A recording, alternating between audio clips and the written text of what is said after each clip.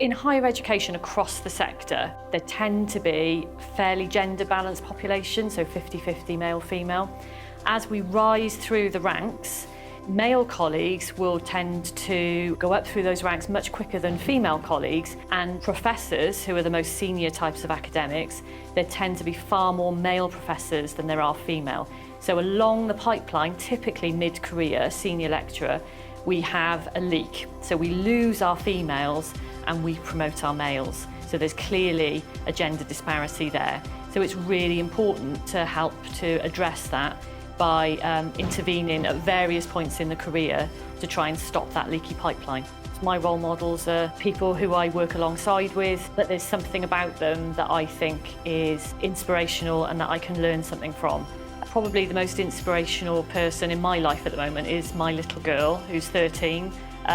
She's got a real lust for life, she's really willful, and she still dreams that she can do anything she wants, and I think if women can kind of keep hold of that, that's a really, really positive thing to have.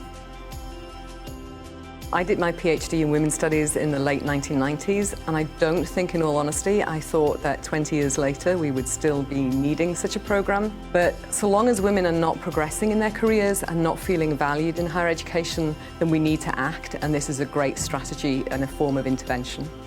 I'm inspired by a lot of my colleagues, many of whom are quite junior in hierarchical terms, but I think that is neither here nor there. Some of my most inspiring colleagues are the ones who really know how to take research outside of academia and who have an ability to listen actively to other people. I think if we listen more actively to people outside of academia, we make better research. I think there are two pieces of advice I'd give. First of all is find your team. Find the women who will support and encourage you, and also who will inspire you, who you want to learn from. And secondly, look outside of academia. I think as academics we sometimes look inwards too much, and I think we can learn a great deal from women in other fields. If you look within the world of academia, 45% of staff within academia are women, but only 22% actually make professor level. And it's the same with management. Only 20% of women are senior managers within HE.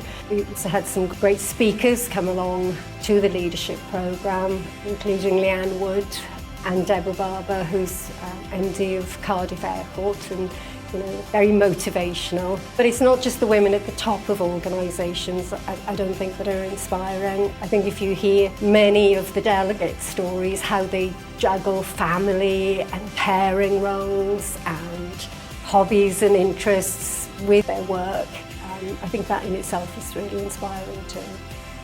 I feel quite enriched by the programme. I think it's a two-way process that hopefully I give something to the programme, but I get an awful lot back out of it as well.